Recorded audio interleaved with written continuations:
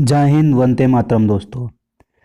दोस्तों इस वीडियो में हम न्यू एजुकेशन जो पॉलिसी आई है उसके बारे में जितने भी इस पॉलिसी से क्वेश्चन बने हैं वो क्वेश्चन हम इस वीडियो में कराएंगे।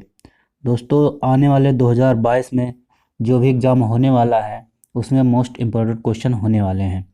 तो दोस्तों वीडियो में आगे बढ़ने से पहले मेरी आपसे छोटी सी रिक्वेस्ट है, अगर आपने अभी तक मेरा चैनल सब्सक्राइब ना किया हो तो मेरा चैनल सब्सक्राइब कर लें।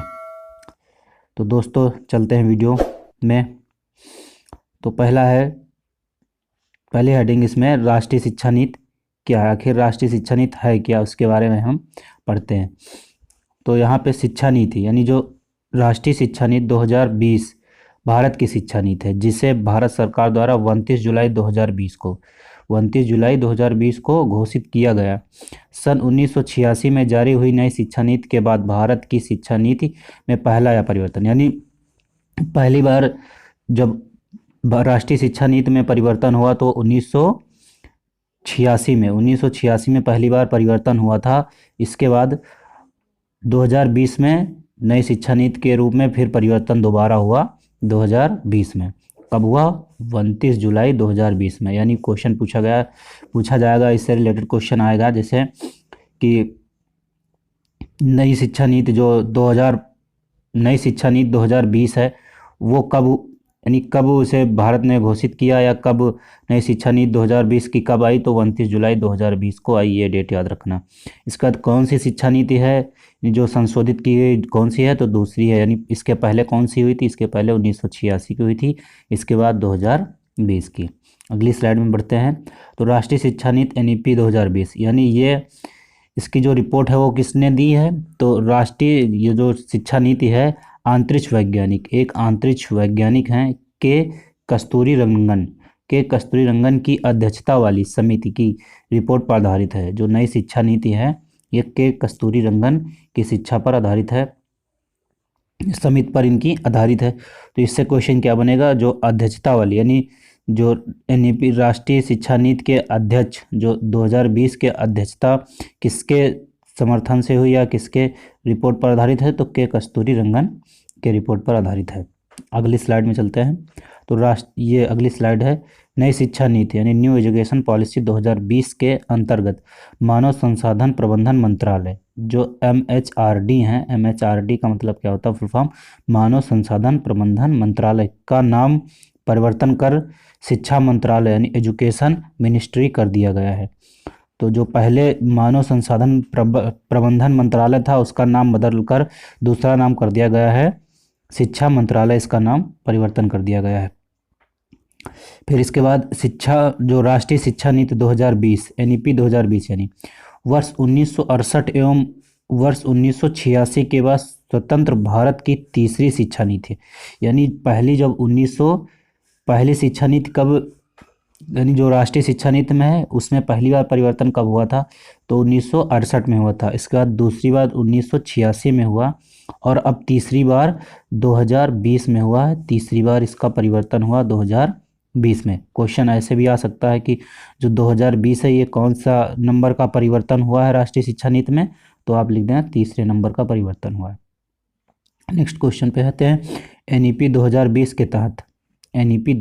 के तहत केंद्र व राज्य सरकार के सहयोग से शिक्षा पर देश की जो शिक्षा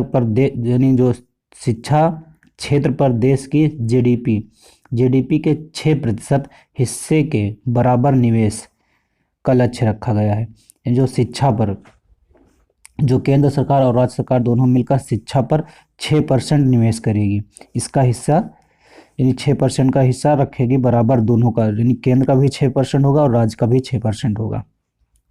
नेक्स्ट पे नई शिक्षा नीति में वर्तमान में सक्रिय 10+2 यानी जो वर्तमान में सक्रिय 10+2 शैक्षिक मॉडल के स्थान पर शैक्षिक पाठ्यक्रम को, जो 10+2 पहले था अब इसको पाठ्यक्रम को क्या कर दिया गया है? 5+3+3+4 शिक्षा प्रणाली के आधार पर विभाजित करने की बात कही गई है।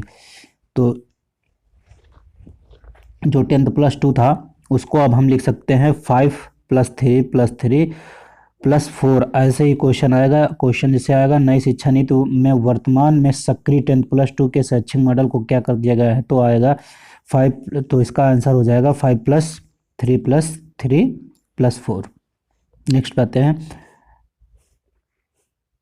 MHRD के नाम में परिवर्तन। जो MHRD है उसका नाम परिवर्तन कर दिया गया है। तो नाम परिवर्तन में क्या कहा गया, अभी पहले भी बताया, इसके पहले शिक्षा मंत्रालय करने का मुख्य उद्देश्य शिक्षा और सीखने, यानी जो MHRD है उसका नाम परिवर्तन करने का मुख्य उद्देश्य क्या है, तो शिक्षा और सीखने पर पुनः ध्यान आकर्षण करना है, यह इसका प्रमुख उद्देश्य है।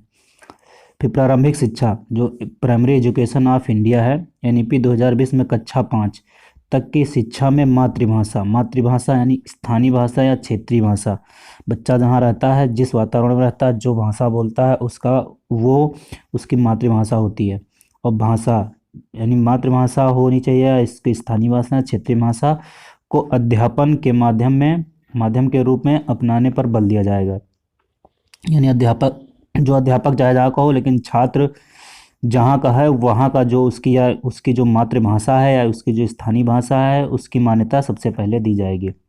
इसके बाद 3 वर्ष से 8 वर्ष की आयु के बच्चों के लिए शैक्षिक पाठ्यक्रम, ये जो 3 वर्ष और 8 वर्ष 3 से 8 वर्ष के बीच में जो बच्चे आते हैं उनके लिए शैक्षिक पाठ्यक्रम का 2 समूहों में विभाजन किया जाएगा। इसमें 2 समूह में विभाजन कर दिया जाएगा। नेक्स्ट है 3 वर्ष से 6 वर्ष की आयु के बच्चों के लिए प्री स्कूल, बाल वाटिका, आंगनबाड़ी के माध्यम से मुक्त, सुरक्षित और गुणवत्तापूर्ण प्रारंभिक बाल्यावस्था शिक्षा और देखभाल की उपलब्धता सुनिश्चित कराई जाएगी। जो 3 से 6 वर्ष के बालक हैं उनके लिए आंगनबाड़ी, बाल वाटिका या प्री स्कूल खोले जाएंगे, वो भी मुक्त रूप से, उसमें सुरक्षित शिक्षा होगी और शिक्षा की गुणवत्ता भी अधिक बढ़ाई जाएगी। प्रमुख बातें में देख लेते हैं। नई शिक्षा नीति 2020 के तहत वर्ष 2030 तक सकल नामांकन अनुपात को 100% लाने का लक्ष्य रखा गया है। यानी क्वेश्चन इसमें आ सकता है कि जो नई शिक्षा नीति 2020 है उसमें कब तक सकल नामांकन अनुपात लाने का 100% लाने का उद्देश्य रखा गया है, तो वो 2030 तक रखा गया है। नेक्स्ट बात और है प्रमुख बातें। दोस्तों ये प्रमुख बातें जो लास्ट है, दूसरी बात है, ये हमारी वीडियो की लास्ट बात है। और दोस्तों अगर अभी तक आपने भी अभी मेरा चैनल सब्सक्राइब ना किया हो तो आप मेरा चैनल सब्सक्राइब कर लीजिए। तो दोस्तों देखिए यहाँ पे लिखा है नई शिक्षा नीति के अंतर्गत शिक्षा क्षेत्र पर सकल घरेलू उत्पाद के 6% हिस्से के सार्वजनिक व्यय का लक्ष्य रखा गया है।